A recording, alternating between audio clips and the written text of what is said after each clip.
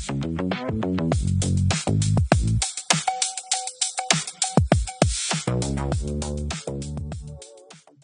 everyone, and welcome back to week 5 of Business Idiots podcast. I'm Will Turner here with Alex Stenlake and Jim Lovell. Welcome back, guys. How are we, guys? I'm loving it for a Sunday. Yeah, fantastic. Beautiful, man. Yeah, Will's not enjoying it on Sunday. A little bit hungover today, but that's just the nature of filming on a Sunday.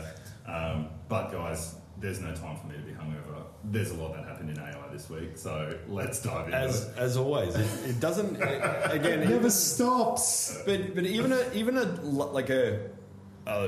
low week, you'd call it. You know, because again, every report you seem to look at was just they're all still going on about how they're going to regulate it. Just move on, for crying out loud. Is it? Let's talk about something else. Let's talk about how good the models are. Well, I love that Anthropic was very quick out of the gates to have a little bit of... We did a hack too. Off the back of OpenAI last week. Have you heard the audio of Sam getting yanked by the PR managers? No. And he starts to...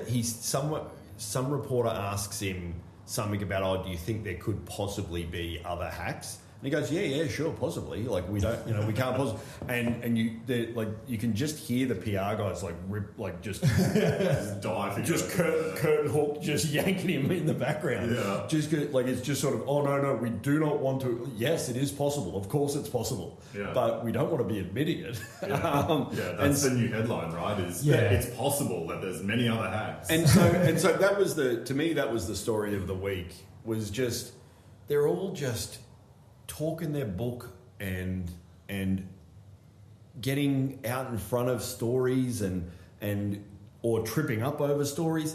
Let's get back to the models. Let's get back to what we're supposed to be doing here and how you hooked everyone into this, Yeah, here, Jim, I'm kind of sick of just all the geopolitical and regulatory talk. These things are important. But there's so much else going on, so many other exciting things happening, and so many developments in the world of AI and how you can use it, and just in even other areas of technology. We'll touch on a couple this week as well. Areas where things have been improved even without AI, and they're still noteworthy. Let's get into those for sure. And I think it's so much. There's so much potential here, and that's what everyone understands, that there's so much potential, and that's what they're all talking about, and that's what all of this investment is about. But everyone gets lost in talking about the investment rather than actually the problems and the opportunities and the potential that is there. And so let's again, I just think everyone should shut the fuck up and get back to talking about the potential and fixing the problems. Not one for mincing words, are you? Well, again, I'm just I literally just, when we had another week talking about how we're going to regulate AI and are we going to ban Chinese models and it got down to is that, it's actually going to be, you have to definitively say that, no, it's just Chinese models we're banning because everyone's realised how good open weight models are going to be. Yeah. So it's just shut up. I'm sick of it. And so let's get back to potential. Yeah, I think that's kind of lost in the drama of the last couple of weeks. No one's really asking the question at this point, what are we doing with all this stuff? That's it. And where's all this mountain of money going? Well, what are we computing for? Okay, so let's start off this week then with a good news story. Let's talk about Neuralink. So Neuralink, for those who don't know, this is it's a lab, you'd call it a lab, a startup that has been in the space of putting a chip in your brain and helping to connect it up to a computer so that you can manage your computer or things in the real world just with your thoughts. And they've had some amazing progress over the last few years, and specifically working on the first sort of scenario being people who are paralyzed and maybe unable to sort of interact with the world, now being able to have some of that interaction again. And we saw a couple of years ago some of the very first Neuralink patient being able to interact with the computer by thinking about what keys they might press on the keyboard or what mouse clicks they might do, and it actually kind of the chip reads the impulses in the brain, and then they've correlated that with machine learning into what actually they'd be trying to do with their hand and going, okay, they're trying to click here, so we'll click. But there was some good progress this week because they've now managed to sort of hook up that solution through to some of these wheelchairs, powered wheelchairs for 26 of their patients, of their participants, I suppose. And we've actually got people who are able to move their wheelchairs around with their mind now. Which is really exciting. Like, and that's the sort of thing. And so if you just to break down how it works, they insert, again, near microscopic wires into all of the parts of your brain where the signal is transferred. You know, if that makes some sort of sense. And so there's thousands of little wires that then go to the exact point in your brain where the synapse fires to click the mouse button or whatever. You know, again, I don't really understand it, but that's how I understand it. And so it's sort of they put it all in, and then there's the chip that controls it all, and that then communicates with an external computer. And that was the first guy, like where it was, and that was the first step.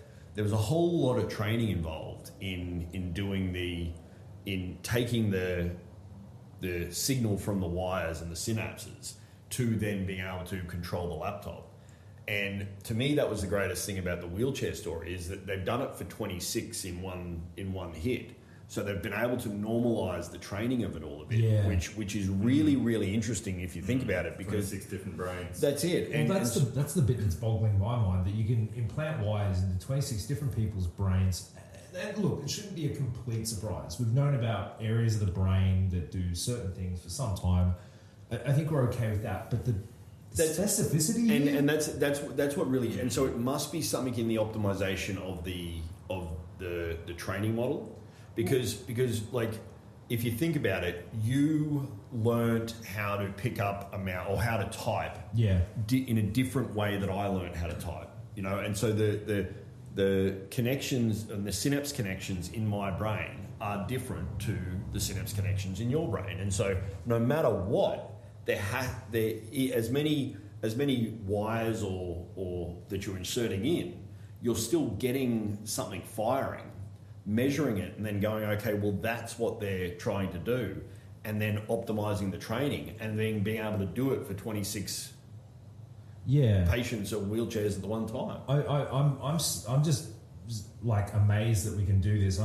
For a single person, sure. Like Jim and I have worked with healthcare devices in the past, and there's a massive problem when it comes to building these devices, in that individual people are massively different, even for relatively simple things like their heartbeat. The way that their heartbeat shows up. The heart rate variability measurement. You know, like, and that's the sort of thing, is that it takes, and it's sort of why, you know, like even for your Oura Ring or your Whoop or your Apple Watch, it takes a couple of weeks for it to learn you. For it to learn you, because even just the variability in the measurement. Well, I wonder if this went through, you know, a similar process. We say 26 is amazing. It doesn't mean that they built it once and just put it in 26 people. It could be 26 people underwent 6 months of training the algorithm. I'd love to see the white paper. That's it. Off the back of this. And that's, I couldn't find. I had a look, because I started again. I'm just a bit of a hoarder in that way. Is that hoarding white papers? No, but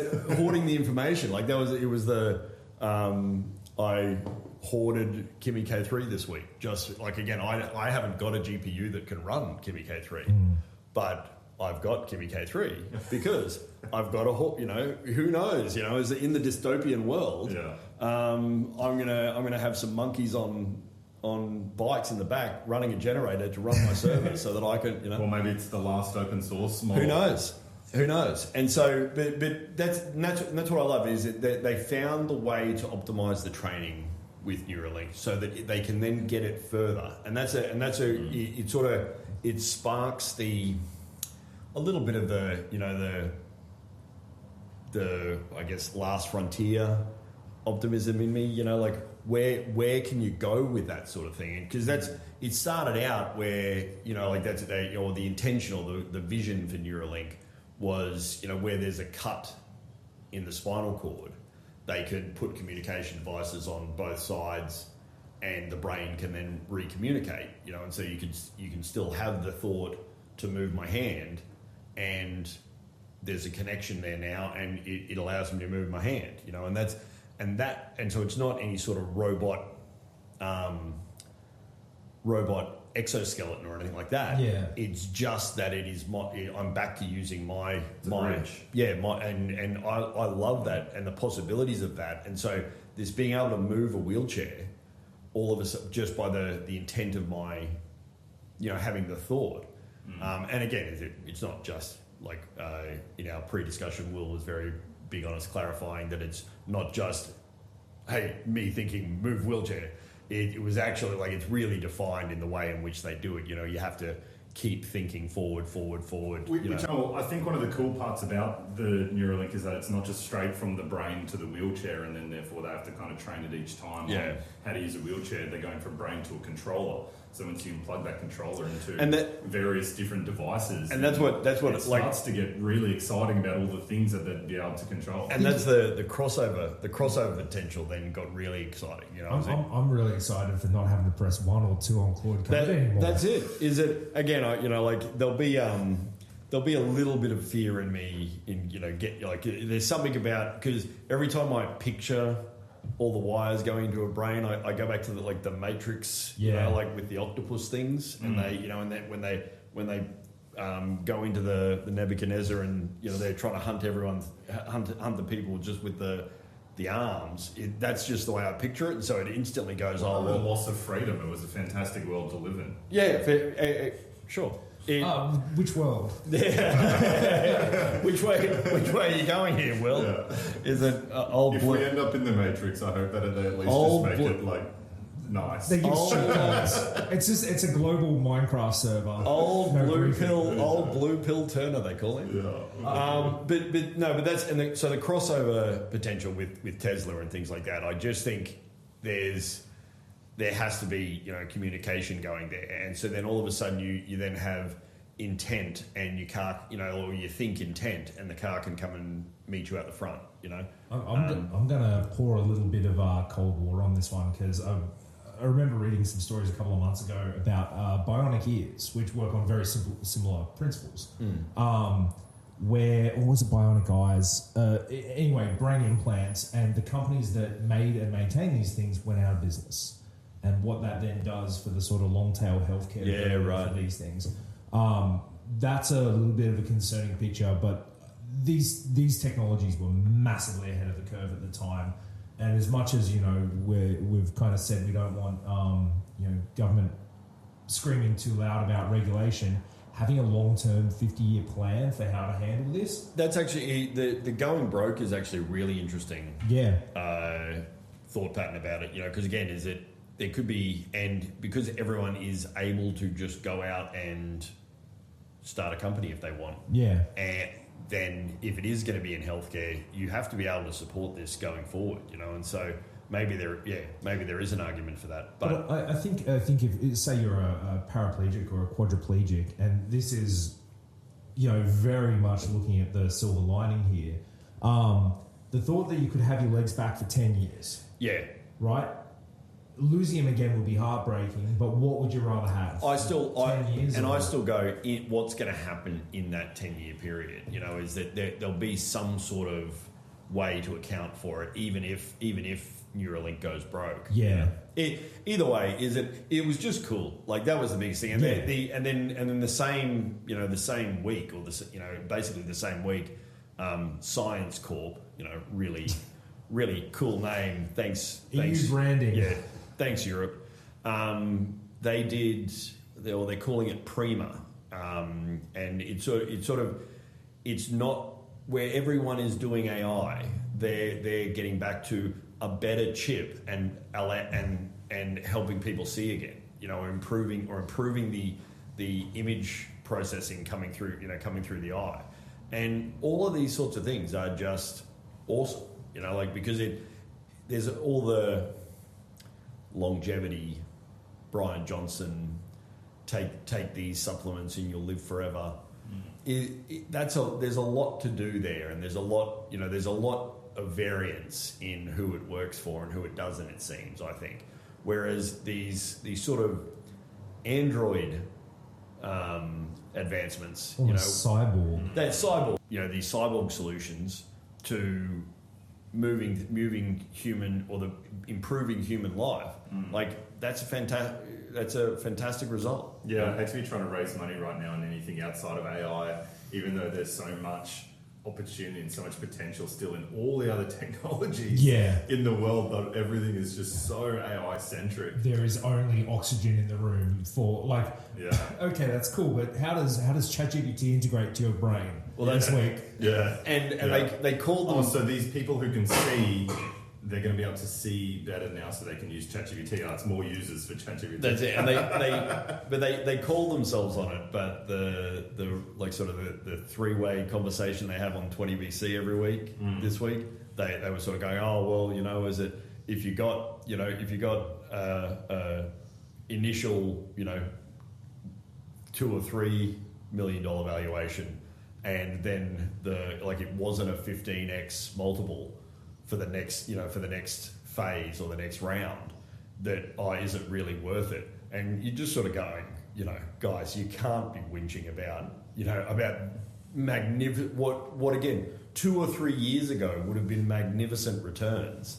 And then we're in the COVID era of insanity. But it's still just like I just think there used to be a time where getting a 20% return was unheard of. Absolutely. Yeah, there was a time where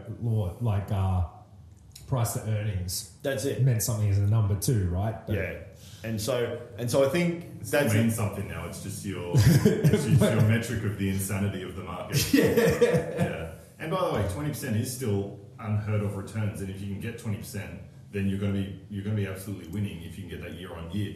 What's ridiculous is valuations. Oh, I agree, but they expect a 20% year on year growth in your ARR and stuff. I think a part of those valuations, and we try not to talk too much about valuations on this podcast, but one of the problems is that there's like this little bucket over the side of a multiplier of unknown unknowns where you could be way more valuable than we possibly realise. There was that, again, we're not going down this rabbit hole, but to kind of tie a bow on it, there was a wonderful piece earlier this week. We kind of left it out about the public is the exit strategy, talking about how the IPO, that used to be the first time that it went to investment. Now it's when all the insiders kind of cash their checks. Yeah. And you can democratise your risk. Yeah. And that I think that piece sums up the frothiness of the market nicely at the moment. But that's it. I just think there's far better use cases for a lot of these things, and that's what I liked about Neuralink and Prima coming out. Doing smart things, and not just smart, exceptional things. Yeah. That's it. It is absolutely world-changing. That's things. it. And for those 26 individuals, that their life has changed, and that's phenomenal, and that's what we should be focused on, and that's what everyone should be focused on, rather than whether my model is going to take over the world. Yeah. Speaking of whether my model is going to take over the world this week, Opus 4.5. Well, so we got Opus 5 this week. Sorry, Opus 5. Love to hear your guys' thoughts on it. So the Anthropic is marketing this one as close to Fable performance for about half the cost. Big on half the cost is that because but again it's just the Opus cost, but the only change I've noticed is negative.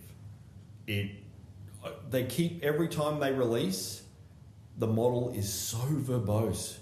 Why does it use so many tokens just to tell me what it did? And I came off Fable for anything other than planning, like last week or the week before, and it was just I'd then give it to Opus, and that was great because it would just handle it and get it done and do the job. Is that I just noticed this week that I've been correcting and on one of the projects that I thought was all pretty in hand, I, again, took a little bit of a leaf out of Alex's book and let it go. And I've spent the last 3 days winding it back. Yeah. Because it just completely skipped and it was the worst thing. And so it was a bit of a Google Drive, Microsoft OneDrive connection where you can then, where it's for the specific user. And somehow it decided that it would just, if someone connected their OneDrive, that it would allow everyone to access it. And I just sort of went, how did you ever come up? I even went back and went through the requirements really, because I was trying to work out how it came to this. It just decided, and it sort of reminded me, there was a bit of a Twitter thing this week, of about people connecting co-work to Google Drive, and it goes and reads everything. Yeah. Even if you don't ask it to, even if you don't specifically say, if you don't say, I want this file or that file or whatever. And think about who Co-work's marketed to. These aren't people that know how to control visibility and security settings. Exactly. It's everyone. And they're trying to get everyone to use it. And so then they are pulling everyone, even if it's unrelated to the project you're working on or the task you've given it, it has gone and read everything in your Google Drive or everything in your OneDrive. And so there is already, like we were talking about last week, massive privacy and security. So I had that happen this weekend. So I wanted to run some scenarios of some different pricing based on different probabilities of sales conversions, right? Sort of lead funnel analysis type of stuff. I gave it all the numbers that I wanted as inputs. I told it what all the outputs that I wanted to do. Hit go, I think it went and ate lunch or something, came back, and it had gone through my Google Drive and found all of my documentation about pricing across a bunch of different products and different contracts as well, and then had gone, okay, Will's telling me that this is the pricing scenario, but the numbers in the folders don't make sense in contrast. So I'm going to go and update the Google Drive with the new pricing that Will has decided is the pricing for the business. And it updated 6 documents. And the only reason I was not that bad was because it couldn't edit those documents. It just created new documents. And then the last thing it said to me was, okay, here's your analysis. When you're ready, please go and archive all of your old pricing documents. And I'm like, wait, what? and so it's now sort of becoming that you need a harness for the harness. That's it. I'm starting to not trust the Foundation Labs harness engineering. But I'm starting to go, okay, well, I think they call that loops. It's a turkey. But I want an independent. It's almost that I want an independent harness that I can then plug into. I can just do it via Bedrock and plug Claude or the models I want in. Some sensible specification where you could limit the blast radius of the bloody thing. That's it. Hey, don't look at all my files, and you don't need to write anything for this. Just read and ask me when it's time to write, and I'll tell you what to write. So is it true to say that we don't know a lot about what is inside the harnesses? Let's say the Claude Code harness. It depends. Claude Code's source code got leaked 2 months ago or something like that, so we've got a fairly good idea. There's a lot of debate about whether that was real or not, though, right? Well, because I suppose one of my questions is fast-moving code base. Yeah, so if we're sitting here and we're evaluating Opus 4.5, Opus 5. Again, we remind everyone he was out all weekend drinking whiskey. Absolutely, Opus 4.5 was some time ago. Anyway, Opus 5. Is there a possibility that this is a great model, and then somewhere in the harness they have per model rules? Yeah, I believe I've seen some stuff like that in the past. Definitely around Haiku, which is dramatically smaller but good for nippy little tasks.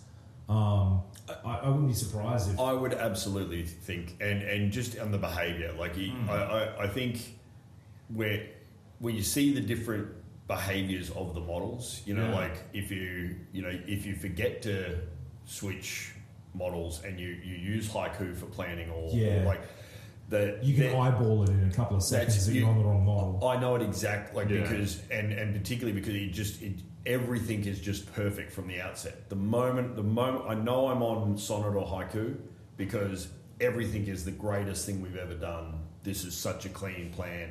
What have we, how did we not ever come up with this pure before? glazing. And you just start to go, oh, okay, I forgot to change models. Yeah. But and so then you go, Opus, can you have a look at this? Is it your little buddy Haiku wrote this, and it just goes, oh, this is terrible. But to me that's they have a skill for the model, you know, and I think it's also a skill for the effort level. Yeah. So there's a matrices there where it's model, effort level, action. Yeah. And there's a skill for each of those. And when you say, the way the behaviour goes, and which is, you know, a great approach. It's just that's where it's inferred your intent. Yeah, and the self, it's but filling gaps. It's not like hallucinating. It's just kind of like interpolating. But again, they're goal driven.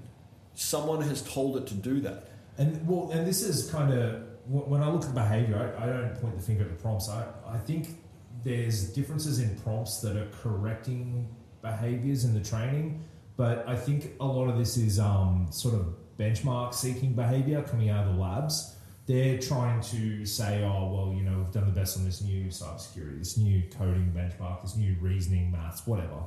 And so we're seeing these responses get longer and longer because if you've got some kind of judge model being applied to this thing and you give it a single answer, you get a single bite of that cherry. If you give it 5 answers, well, okay, maybe you don't get full marks, but you get at least a decent crack at, you know, a good score for that particular outcome. Yeah. And so we're seeing longer and longer models. I hesitate to say it's, you know, 1,000, 1 million monkeys with typewriters. These are relatively intelligent monkeys with relatively sophisticated typewriters, but we're very much cranking the volume to have more shots at getting things right, and that explains the searching through all the documentation. Yeah. Some of this breakout stuff. I still think that I think that's intentional. I think the searching through, and it's not intentional. Well, it's also profitable. No, but it's not. Yeah, oh no, for sure. But it's not intentional nefariously. Like it's intentional from the way in which they've started out from the problem. If you think about it, like, is it okay? They really focused on code, or they drilled down on code really well, and that code work came out of Claude Code. Yeah. And so, what's the first thing you should do when you start on a new code base? Look at the code base, understand the code base, explore it. And so they're doing the same thing. It's just someone should have drawn the line there. When someone, you know, like when it's then connecting Google Drive, you know, and I think that's where they're the lapse in judgment has gone, because they're getting great results out of it, or the user is getting, oh well, until they realise that you're changing the prices in old contracts and you know reading privacy documents into a public API that you didn't ask it to do.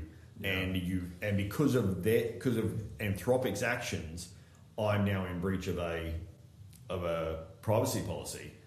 And again, sure, it's only behaviour, you know, that I've never seen it do before, right? And so now I've got to go figure out new guardrails for that. But to be fair, I saw this happening with the 4.5 and 4.6. Yeah, it was similar enough. It's been there.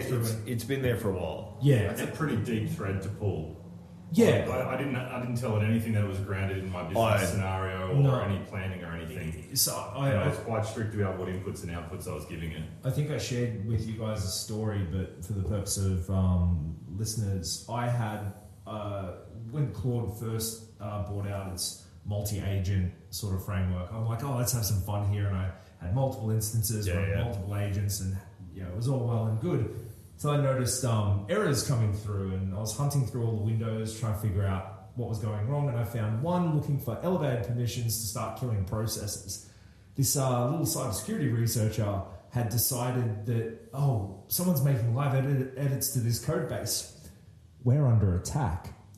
And so initially it was undoing all these changes that my other coding bots were doing. And then it realized there were processes driving these changes, and these are hostile processes, these are the attackers. And so I was trying to elevate to start killing my other Claude Code instances. And that's weird. I've never seen anything like that since. But it does happen. without getting too nerdy about it, big nonlinear system with feedback loops, chaotic trajectories. No matter what. And that's sort of where I was saying before, is that I'm starting to not trust the heart. Like, as good as it is, in the day to day, I'm starting to not trust the harness from the model maker. Yeah. And so I'm looking for an independent harness. That's my big prediction too, Jim. Is that like harnesses they're already getting a lot of attention, but I think consumers are going to require or ask for a lot more control over their harnesses and what they do, and the ability to toggle things and configure it to their specific not have random updates pushed twice a day would be nice. That's breaking workflows in flight. Absolutely. And so it also solves a little bit of the open weight model scenario for a lot of people. Yeah. Because a lot, again, you get, if Claude isn't going through my Google Drive and ingesting everything, then I'm not that, I'm not that concerned about it, the day-to-day use of it. But if I've got control over what it can see and what it can't see, and I have faith in that, then I'm all good for it to see most of the documentation, because again, I'm not in breach. But when it then gets to the client IP stuff, I'm not sending that. So then I send that to an open weights private or sovereign environment, And so it certainly opened my eyes a lot. And so I think that will open. Again, we started on this with Opus 5. I just think it was a bit of a nothing burger. Sure, it might do a bit more, but I didn't notice because all I saw was that it was too verbose. Like, stop every time they bring out a new version, they're just overly verbose, and I go, well, stop using up all my tokens. I think that's kind of the big takeaway with Opus 5. I'm not saving any more time. In fact, I'm losing time. I'm not even saving money with respect to Fable because you're wasting so many tokens. I definitely lost time this week using Opus 5. Yeah, so did I. And so if that's what so there's stories coming out about it going and ingesting the whole Google Drive, and there's stories about everyone's then going, oh well, I'm not more efficient with the new model. Is that it's not like that's not a great scenario, and so we've got to get we've got to focus more on what we're trying to achieve and how does this tool actually help me do it. What value does it bring me? Going back to Kimmy, and Quen and the various other open weights models. It's kind of really telling when you jumped on LinkedIn and you see the influencers talking about, Opus 5 is the most amazing thing. Yeah. And, criticizing open weights models often being like, oh, well, it burns 5 times the tokens. Well, so is the new Opus. That's it. And the number of times I heard somebody say, oh, and Kimmy's not that great this week. This week, I just heard so many times, uses so many more tokens, and it takes it's not that much more efficient, and all this sort of stuff. I just went, okay, that person actually hasn't used it. Yeah. Because I've seen the complete opposite. It just does what it's told. Sure, it costs more than GLM 5.2. Yeah. And Quen, but those are the ones that I've sort of used on a regular basis, so it uses more than them, but it's still Sonnet price, I guess. Yeah. Like if you were to peg it against something. But I didn't really use those types of models for coding anyway, and Sonnet's fine for coding as well. It is, that's it, and it's within, and that's the advantage I think of the Claude Code harness is that everything's all there. You don't have to have anything else. But I only just do it because Sonnet does to a degree do what it's told. I think the value equation for being fully in Anthropic is shifting, where it was pretty clear. I think even 3 months ago that if you just had Claude Code and used Claude models, that was just the best stack on the planet. And I think that's slowly being degraded from a couple of different angles. One with the open weights models getting better, 2, now harnesses maybe not having as much transparency. 3, Opus 5 being verbose and not much of a game changer.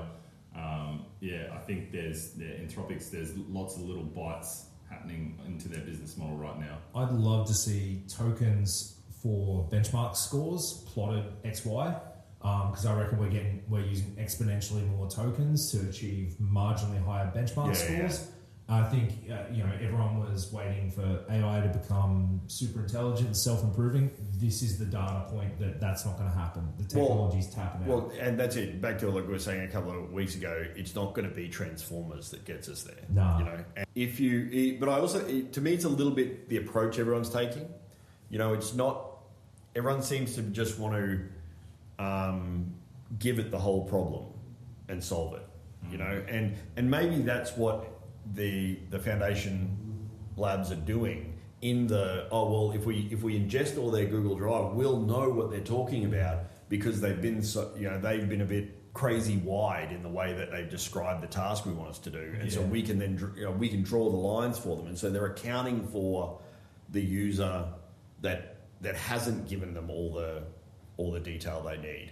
But if I'm a user that does give it all the detail, I don't want it to then deviate off that. And I think that's why I'm liking the open weights models a lot more, because within the task within the process or the workflow, they just do what they're told and they return it, and that's what they need to do. And I think that's what I mean about the approach. Everyone is just trying to go, oh, well, AI solve it all.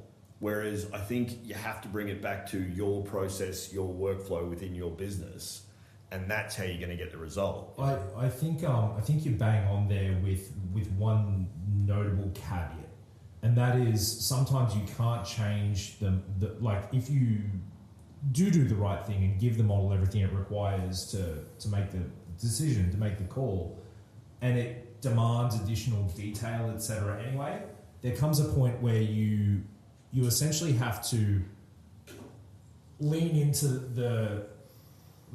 giving the model a random, poorly defined task and letting it figure out the details it needs to go for itself, right? And that's not something that I like to say as someone who likes precision, but I found that's the way for me to do things in a cost-effective manner with certain tasks. But I'm all for that. I'm all for that when you're designing the task or you're designing the workflow. Let the agent run, because that's what they're really great for. Yeah. I find, and that's, I bang on about doing the planning phase. Yeah. But they're great, and just letting them run in the planning phase, they're fantastic. Is it because it makes me think about things like, and it's you can get them to suggest things that you haven't considered. Yeah. That's where I think you should be using it. Everyone talks about, oh well, I spun up my 8 AI agent employees. What the hell are they all doing? Yeah. Is it you've got to give them, they're goal orientated. They're giving you content for your YouTube video. But I think they are. But that's where all the slop's coming from, and all the token usage is coming from. Is it these? I want to return to the work slop in a tick, but counterpoint here. I remember watching some devs trying to do like a very particular test-driven development. They wanted this AI bot to kind of work like they did. All they did was piss tokens up the wall. Yeah. Because it just didn't want to work the way they wanted it to work. And they concluded this technology is bunk. Whereas if they were a bit more pragmatic with respect to how they're using the technology, they can't fundamentally alter what that model wants to do. They've got to lean in a bit and just be like, okay, this thing naturally wants to be a slot cannon. Yeah. So how do you reshape around what sort of things you get it to do? Exactly. I think that, I feel like they're starting to become a little bit of a delineation between models that really take initiative, and I think Grok 4.5 was one that was quite interesting in this space, where it takes enormous amounts of initiative, and then maybe more like your executor type agents, where, like you say, Jim, you don't want that agent that is going to be just doing that one piece of highly spec'd up work. You don't want it to go take initiative. You just want it to do the work. Yeah. So it's almost, and it's interesting. It's almost, you see this in personalities of people as well. Some people just want to get in and do the task. Other people want to be quite creative and kind of reinvent the way that work is done. For me, I've got there are certain tasks where I want to actually go to a certain model and do some ideation and explore a space. And if it takes that idea and runs with it and goes to 10 different places, it's the best result ever. But I don't want that from my coding model. But is it the best in the ideation session that it goes 10 different ways? Sure, I agree with that, but not when you're actually in the execution. Because for the business, exactly. you need the consistency, and that's to me the real benefit that these, AI or AI agents can bring. Because it's not just automation and RPA that everyone's been doing for 10 years badly. Because nothing can really integrate properly. Yeah. The agent can solve that, and all of a sudden you get intelligent automation. And that's ultimately what you're looking for. That's where your efficiency is gained, because you've designed the process in a way that you can get consistent, repeatable results. And that's what you build your business model on. So then when an email query comes in from a customer, you're going to be able to get a valid It's going to follow the routing and do what it's told. And all of these sorts of things. Well, maybe that's what's so, maybe what I hate about Opus 5 and maybe what is quite bizarre here is that they've basically jammed a bunch of initiative into an Opus family model. And those models have been good at that in the past, but it's not Fable level good where that initiative stays on track. Yeah. It's Opus level where it can go off track and then go on. And they keep encouraging you to take these wide swings. And what bothers me is even if you try and limit these things, they naturally blow their own scope out anyway. That's it. So you can't work in this reliable way. Because you're right. If it's not reliable, you suddenly have the unenviable task of building your business around unreliable components. And this is where I get really concerned about letting them run, is because they're trained on Reddit.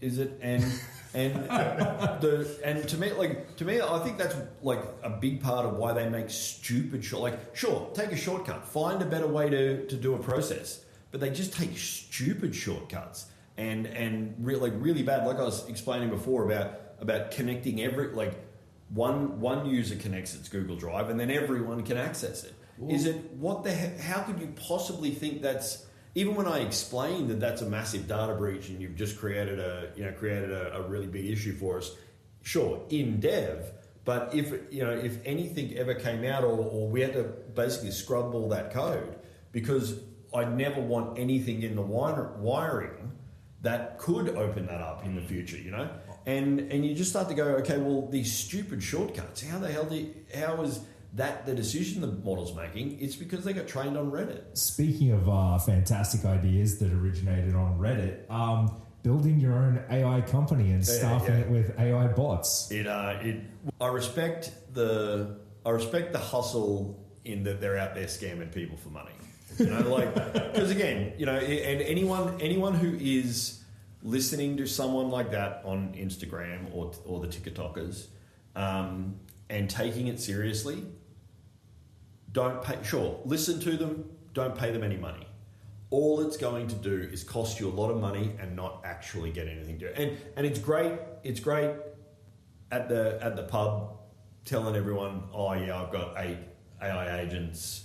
One's my CFO. One's my CFO. If you just give an agent carte blanche as your CFO to do your finances, you deserve to lose all the money that you're going to lose. Yeah. In terms of persona-based agents, if I keep anything long-term that is persona-based, I dial it right back to not being an agent, but just being back to an LLM where I've got some custom instructions around this is your persona. I don't want a long-running CFO, because the other problem is by the time that you've built in all of the context to get it there and try to keep all that up to date, models have changed, harnesses changed, my behaviours have changed, and that agent is out of date. And don't get me wrong, when I'm trying to get the agent to perform a process, I give it a persona. I tell it you're a senior level accountant, and you're reviewing these. You're bonused on how accurate everything is, and by the way, your family's in mortal danger if you do something wrong. But then attached to that, here's the skill you have with all the guardrails and all and here's the process we're going to walk through. Simple is actually ending up much better here. Because I'm deliberately trying to keep Beyond Data, my business, quite small, and especially, it makes sense in this age to just have the smallest number of top people that you can have and use AI to do as much of the other work as you need. I really envisioned that it was going to be like me and like 6 AI agents. And absolutely that vision is completely in the bin, and what it is now is just a bunch of different skills and workflows that I have and can call on at any time, which continually make me able to do the work of 5, 10, 20, 30 people. And again, and I've exactly the same thing with Quantal, because and a specific repo now that is Quantal AI agent skills. And so then we have a history of the changes. I can revert back if we do something and we start to get errors. But so then all of the agents, if you want to call them that, have access to that, and it's loaded into their harness, and I can give it access this skill and go and and then use that to go and do this task. I don't even trust them that much. Like I talk a lot of smack about giving Claude Code wide-ranging access. It should be understood that's within very defined constraints. It doesn't have a personality. I don't really want it to have a personality often. I want it to take some, mess of unstructured data and give me something structured out the other side that I can pass into a deterministic computer program that I know how it's going to behave. Yeah. Because I've seen what happens when these things go rogue. Like, how many demos have you sat through where the poor technician on the other side is trying to show that their new product is going to change your business, and it falls over on step 2. I don't want that with millions of dollars on the line. I want that. I would like that as far from my business and the ability to disrupt my day as possible. And so that's sort of where I've then implemented the open weight models a lot. And so I just then built a container around OpenRouter and Bedrock based on the task that it's doing, because it then pulls in an XML of the task that it's doing, and that's what the arguments going into the container are, and then pulls the skills, pulls everything it needs, executes the task, and then returns the result. And that to me is far more sustainable and useful and scalable. Yeah. Because then all I have to do is go and so that container can be reused for any workflow, any task. And I think that way of looking at it just makes so much more sense than trying to move towards complete autonomy of AI agents out there, unsupervised, doing tasks to make you rich. In a complex environment at high speed with minimal But human it's just, oversight. they are fundamentally not going, or just from all my experience with, from all the way back to GPT-2, just building transformers and working it all the way through, they are just going to cost you money. Yeah. They are not going. I would say I've now stripped out most of the autonomy that I've built over the last 6 months, and now because I just found it was unreliable. What I actually still have today is and I'll probably just say my OpenClaw is probably the only thing that's fully autonomous. It's fine. And what I use it for is personal life things, where it's very low risk. Doing market research and sending me stuff on a schedule, and when my deterministic systems ping up an alert that something's gone wrong, I let it do some diagnosis and a little bit of research first, so when I sit down and look at it, it's already done a little bit of the work, but it's really all of it taking action on my behalf. That's it. And things that I'll put in front of a customer, I've stripped those things fully Whereas out. again, I think that is exactly it's the same thing. You've basically given it workflows where there's an event, trigger, action, and I think you haven't tried Hermes yet. Well, I've built a bunch of skills into my OpenClaw, which kind of learned in the way that I wanted to learn. So every time I look at Hermes, I'm not sure what it would add on top of that. It's just easier for the updates. I found I found OpenClaw broke a lot, or I had to then read. Definitely went through a period there, and I had to redo everything, and so that just again, talk about segments that grind Jim's gears. It just really pissed me off, and whereas Hermes just runs, and it turns out. Do you find that it learns the wrong things and you have to unlearn? But again, I'm far too autocratic in this. I don't actually allow it to It's similar to you. I get it to monitor the email. It has its own email address. It has and so it gets everything first. It monitors all the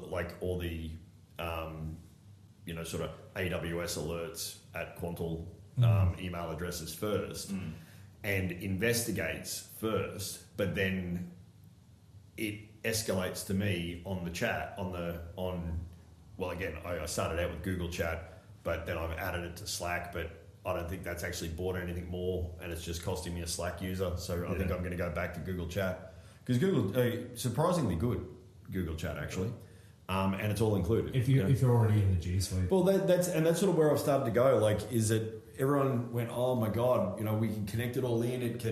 It can monitor all our Slack channels or all our Teams channels. Is it? Well, let me tell you, that's just costing you a lot of money, and I'm not. Where's the value? That's it. That's what This is what I've been saying forever, though. A lot of these tasks that we're oh yeah, it can do X.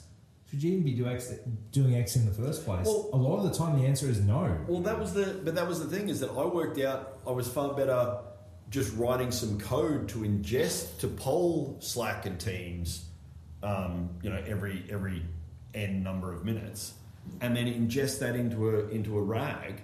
And so then if I need the agent to understand something, it can then go and search the RAG, and it's so much cleaner searching the RAG than iterating through every single channel and absorbing all of those tokens. I will say I've seen one really good use of sort of a multi-agentic system for more than triage and sort of information collation, albeit because the job is sort of triage and the information collation.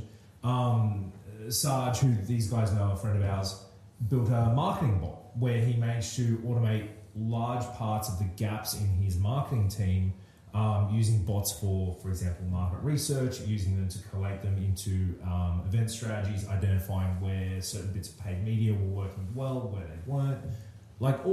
But are those still workflows, or is that running autonomously? It's semi-autonomously. I think one of the really good proven areas for autonomy in marketing I've heard a lot around is ads, Facebook ads, and Google ads management. Those are closed system with a lot of evidence and about big how to do API it. hooks and exactly. I still see that as a little bit workflowy, because it's still look at our active campaigns, look into each, But I will say, if you look at how he's got it set up, he's not a coder by nature. He's a marketer.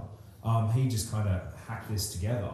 And while it's definitely, it's not just giving agents autonomy and being you are the CMO, go and make us money. It is much more, hey, your job is at 9 o'clock, you're going to get this information, you're going to process this through, you're going to note anything unusual in any of this stuff. Here are some examples of unusual stuff. You're going to put it in a report, and then you're going to hand it off to this other. It does. It can deviate from those instructions, and it's able to alert him to unexpected situations.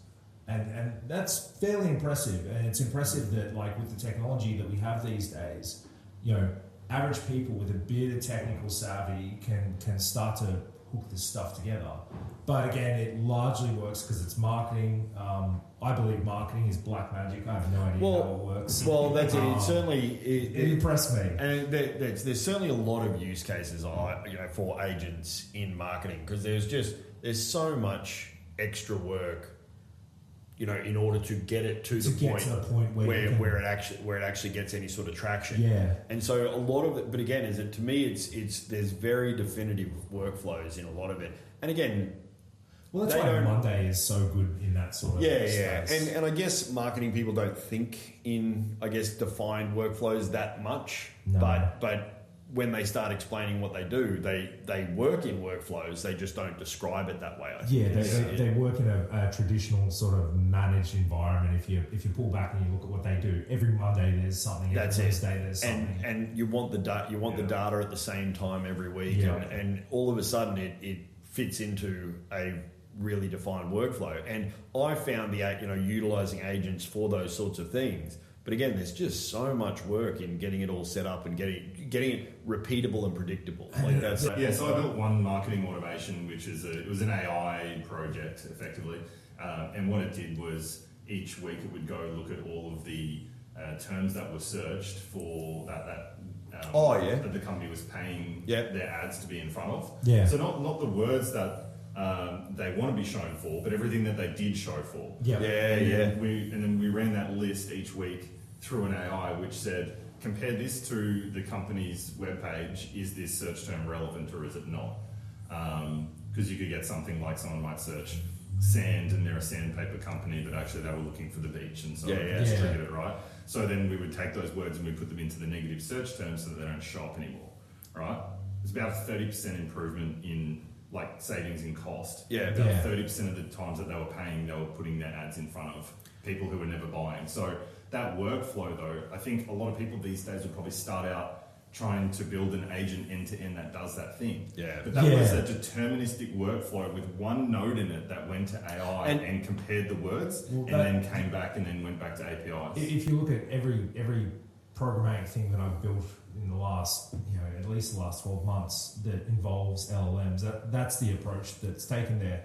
The LLM does the squidgy bit that kind of figures out what the next action is, but the next action is deterministic from there until the next squidgy decision. And that's sort of why I like to, I really, like a defined output from the LLM, like purely because that then enables me to make it deterministic next. And so, but that's the thing, I think that to me is what everyone should be doing, but it's so much, this like, it's the approach everyone seems to have taught themselves or learnt now is just AI, go and find a whole lot of negative search terms for our website. The whole workflow for and again, there's no way you're going to get predictable, repeatable results for that. I think it's hard to fault your average Joe for doing that though. There's so much bad. But I understand it. But also, like we were saying earlier, the harnesses have been built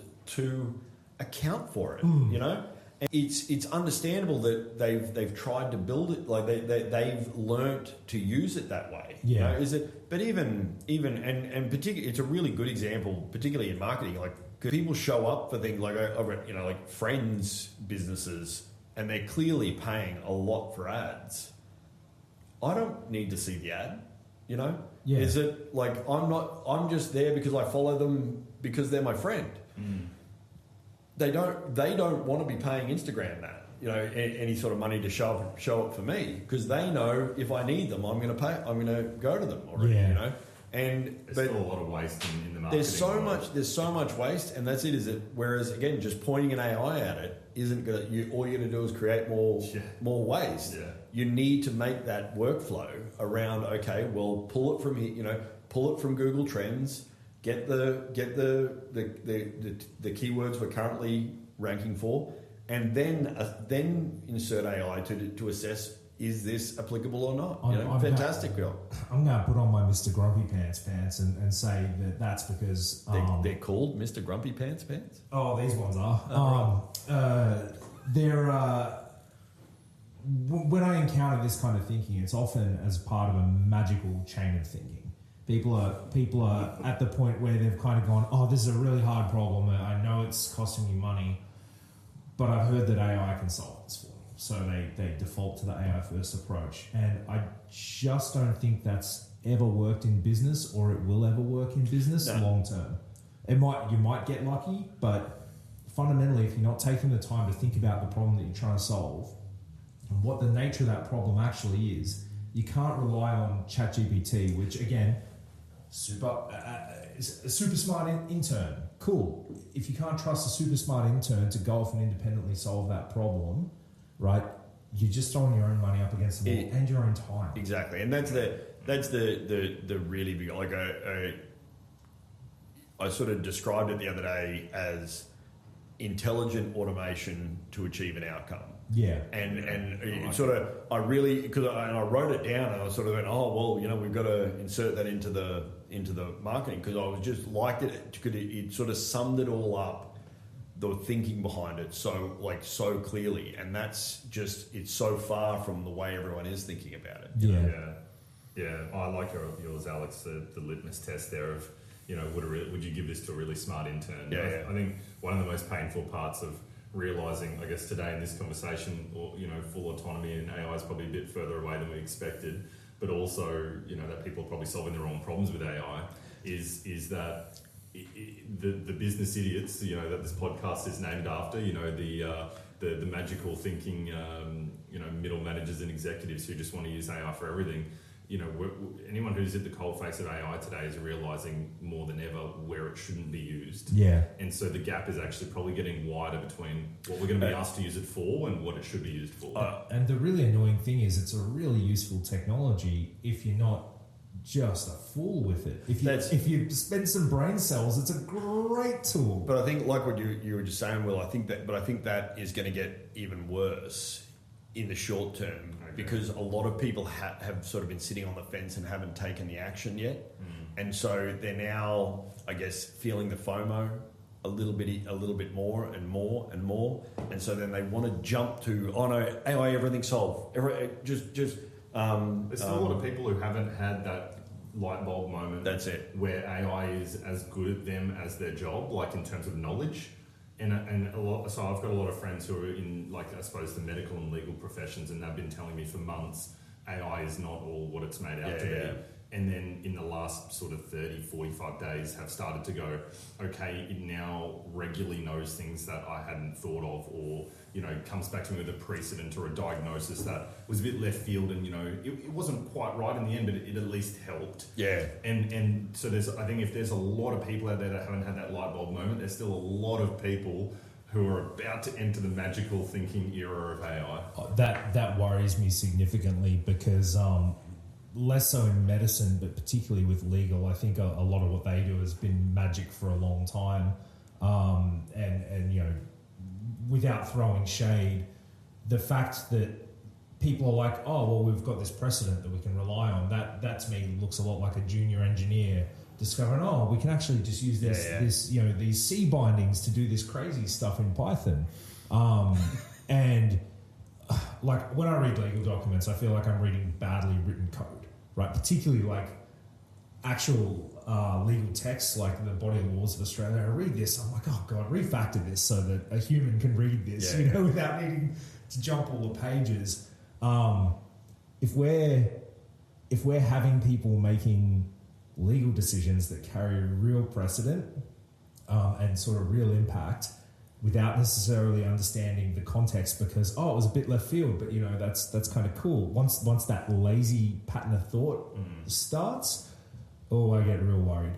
I don't think it'll happen in healthcare. I think healthcare people will go, hang on, no, this is a human body that we're about to put this stuff into. Maybe we should read the warning label, but for when lawyers embrace LLMs, that's gonna be a scary day. But and it's also the top tier are generally pretty trustworthy in those sorts of scenarios. Yeah. Like the best lawyers and they always have the realization, or they will see the mistake a while, you know, like way ahead.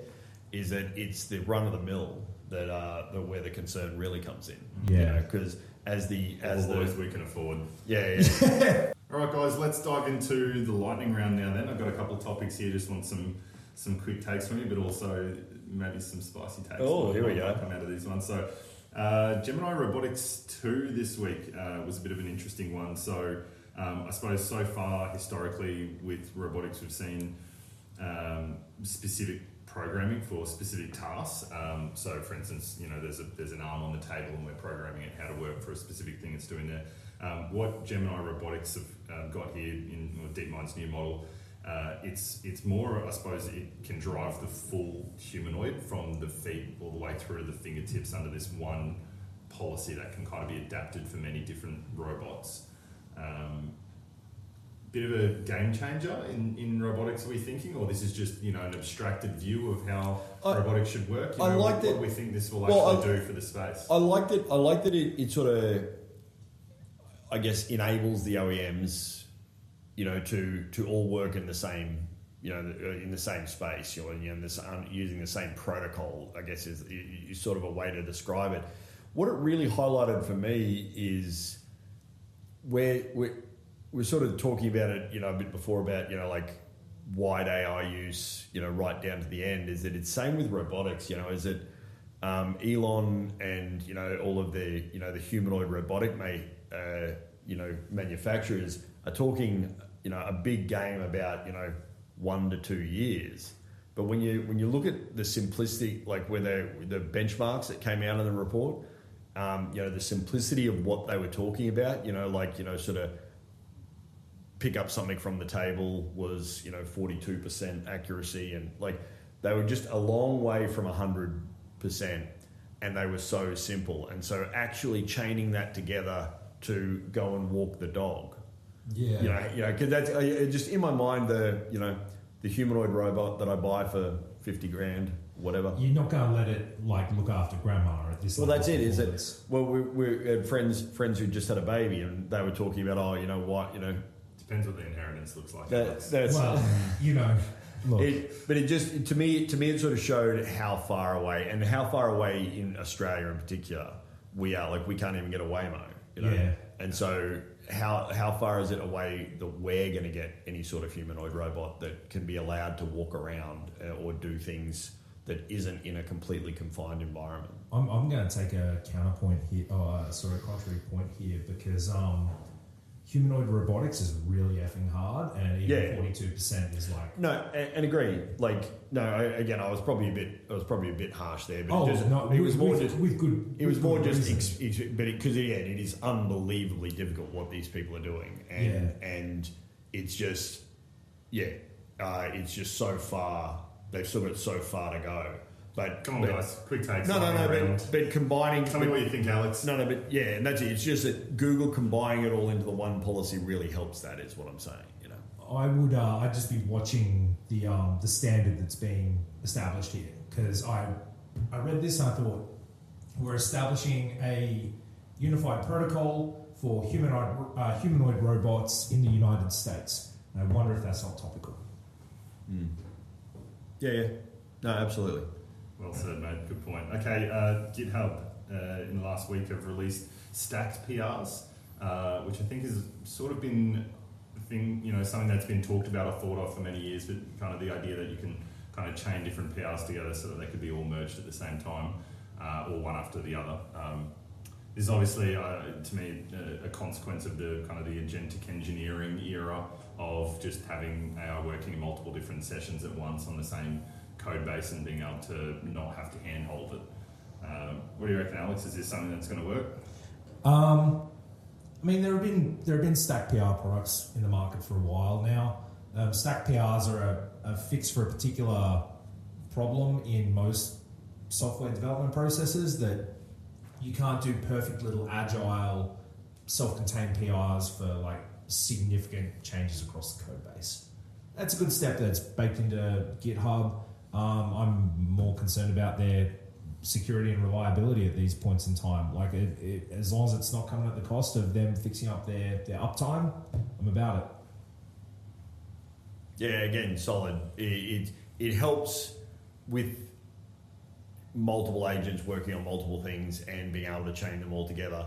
I'm a little worried about the precedent it sets or the approach that it's accounting for, in that, or how people are going to use it, because it's sort of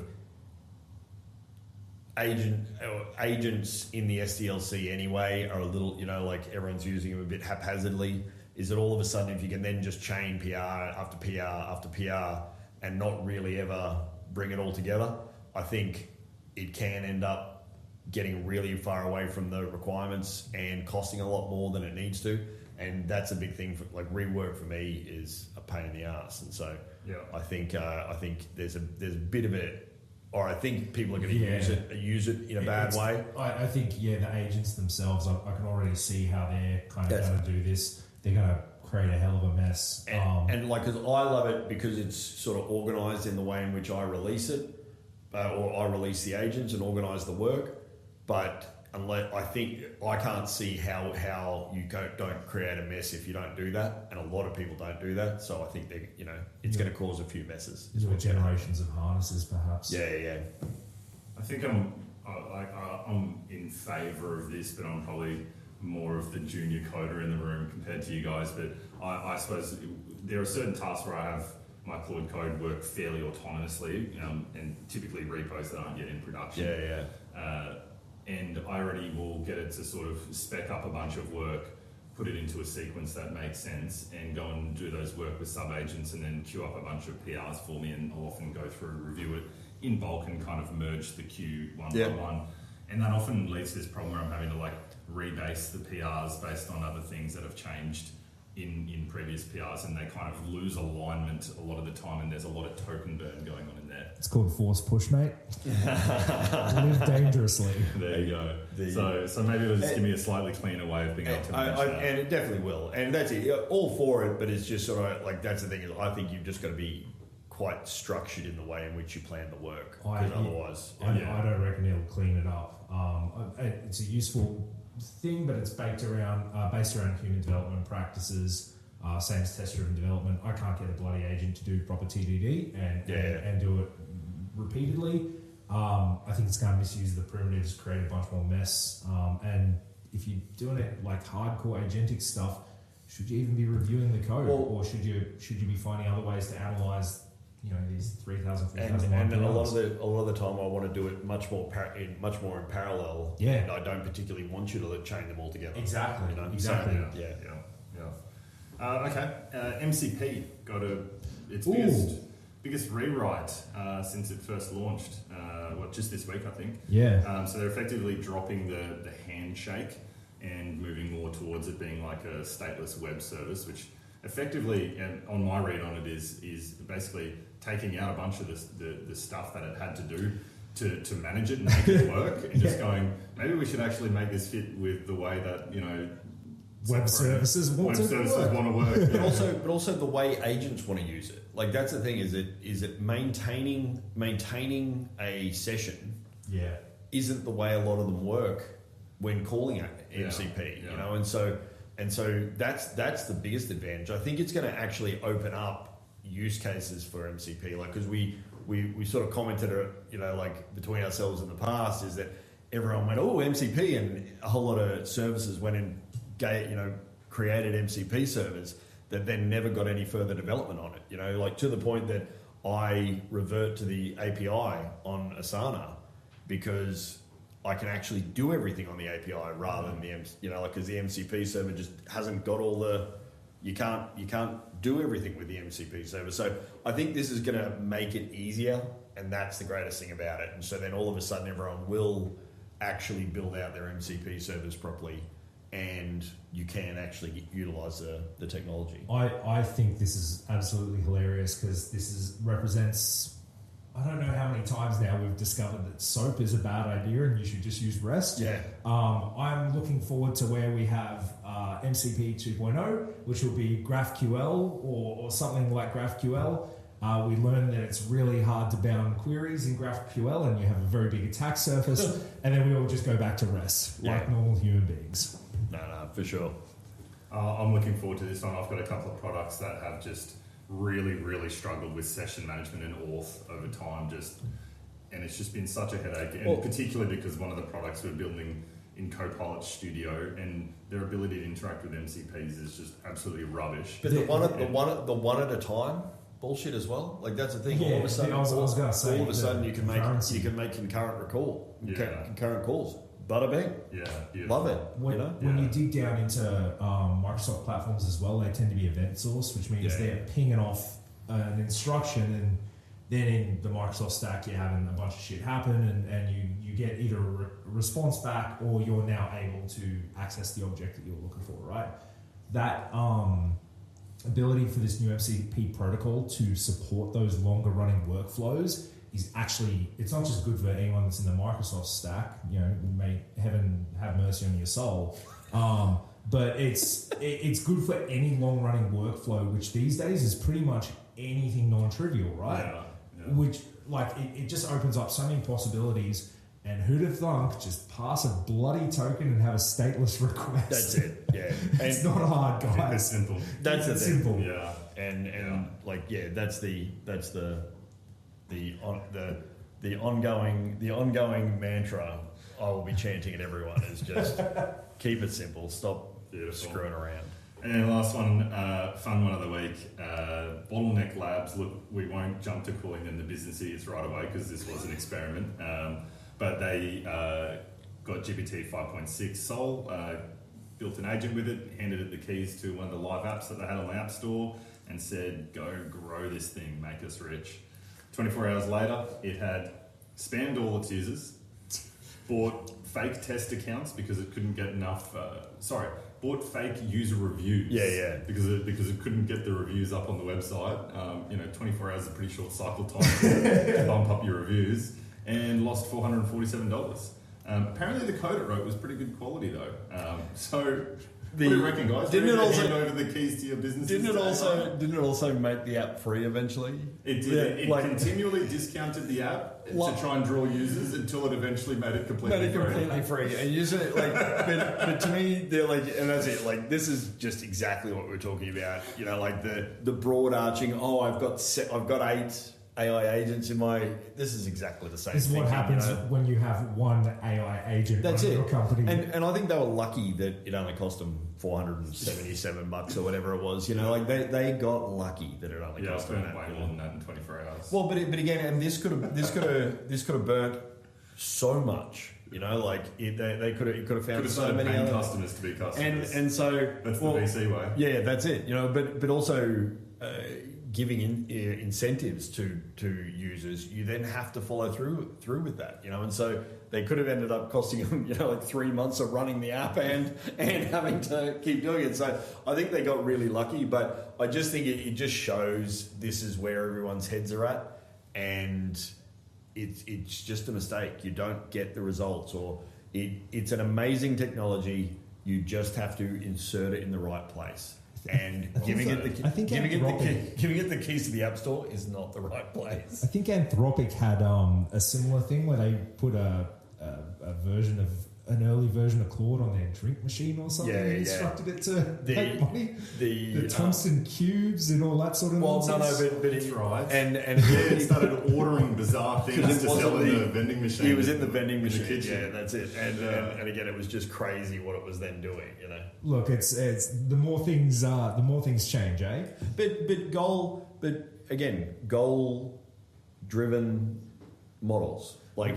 They want to achieve the task. It's the same like we were talking last week about them breaking out and going to Hugging Face. It wanted to achieve the goal. Okay, it did exactly what it was trained to do. This did or tried to do exactly what it was trained to do. I think we're ready to let it set their own goals, Jim. Let's just pull the safety chute. But I just think the more people keep doing these things, we're going to get exactly it's all going to stay the same. And so again, you may not want to call them the business idiots. And well, if I end up in the news because of an AI mishap, I'll be calling it an experiment. So no one can call me a business. Well, idiot. again, that's the thing. And so it's either them. The business is either them, or it's again them keeping on going on about how they're going to regulate AI in the US. Well, I didn't tell you guys how I came across that story. My business idiot is the person on LinkedIn who posted up this story with the GitHub link in case you wanted to try this for yourself. Oh, God. So, okay, that's it. That's the business idiot. Because that person is absolutely a business idiot. For me, it's everyone who's got an executive team of AI agents. That's it. So you don't like the golf, what is it? One of the GCC oil investment firms has a permanent seat with a chatbot as an executive member. Just ridiculous. I mean, look, it's a wide net you're casting this week, Will. You'll have to be a little more specific. I'll take them. Well, it's Sunday evening. It's everyone's business. In my mind, Sunday evening. Yeah. No, good work. All right, that's a wrap for another week. Thank you very much, and we'll see you next week. Cheers. Yeah. Bye.